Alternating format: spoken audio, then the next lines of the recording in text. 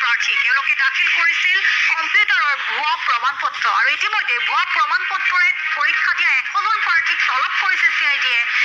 কাৰ্যালয়ত চলিছে মাৰাথন জেৰা 414জন প্ৰাৰ্থীৰ বিৰুদ্ধে ভুৱা নথি জমা দিয়াৰ অভিযোগ উত্থাপন হৈছে 20 ফেব্ৰুৱাৰী 27 ফেব্ৰুৱাৰী আৰু 24 এপ্ৰিলত অনুষ্ঠিত হৈছিল এই পৰীক্ষা অভিযোগ দাখিল হোৱা বহুজনে নিযুক্তি লাভ কৰি বৰ্তমান প্ৰশিক্ষণ লৈ আছে আৰু তাৰ পিছতে চিআইডিৰ অভিযান চলিছিল আৰু এই অভিযানত ইতিমধ্যে 21জনকৈ প্ৰাৰ্থীক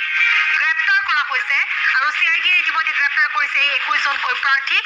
ফ্ৰেণ্ডসকল আপোনালোকে এই ভিডিঅ' ক্লিপটিত নিশ্চয় গম পাইছে যে আৰক্ষী নিযুক্তিৰ ক্ষেত্ৰত ভুৱা নথিপত্ৰ দিয়াৰ বাবে 414 জনৰ বিৰুদ্ধে গোচৰ ৰুজু হৈছিল তাৰে ভিতৰত 21জন প্ৰাৰ্থীক আজি গ্ৰেপ্তাৰ কৰিছে চিআইডিয়ে আৰু এই 21জন প্ৰাৰ্থীয়ে বৰ্তমান সময়ত প্ৰশিক্ষণ লৈ আছিল তাৰ পিছতো তেওঁলোক গ্ৰেপ্তাৰ হৈছে গতিকে আপোনালোকে চিন্তা কৰক ডাইৰেক্ট নিযুক্তিৰ ক্ষেত্ৰতো সেম প্ৰসেসে হ'ব আনহাতে ডাইৰেক্ট নিযুক্তিৰ ক্ষেত্ৰতো অফিচিয়েল এডভাৰটাইজমেন্টত স্পষ্টকৈ লিখাও আছিল 12 পাছতকৈ বেছি শিক্ষিতসকলে গ্ৰেড 4ত এক্সাম দিব নালাগে বা গ্ৰেড 4ত এপ্লাই কৰিব নালাগে বুলি মোক বেয়া পালেও বা ভাল পালেও যেটো চিৰ সত্য কথা সেইটো মই কমেই আপোনালোকে বেয়া পালে পাব ভাল পালে পাব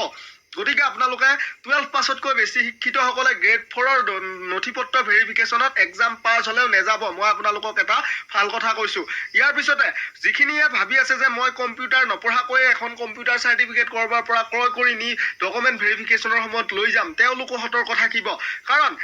আৰক্ষী নিযুক্তি হক আসাম গভটৰ যিকোনো নিযুক্তিতে এতিয়া গ্ৰেপ্তাৰ হ'ব আপুনি ভুৱা নথিপত্ৰৰ বাবে গতিকে বন্ধুসকল আপোনালোকলৈ মই এই বিশেষ ভিডিঅ'টি এই কাৰণে প্ৰস্তুত কৰিছিলো যিখিনি বন্ধু বান্ধৱীয়ে ভুৱাভাৱে কিবা এটা কৰিম বুলি ভাবি আছে বা গ্ৰেড 4ত এক্সাম দিছিলে 12 পাছতকৈ বেছি শিক্ষিত হৈও আপোনালোকে এতিয়াই সতৰ্ক হওক এতিয়াও আপোনালোকৰ হাতত সময় আছে ধন্যবাদ চেনেলটি সাবস্ক্ৰাইব কৰি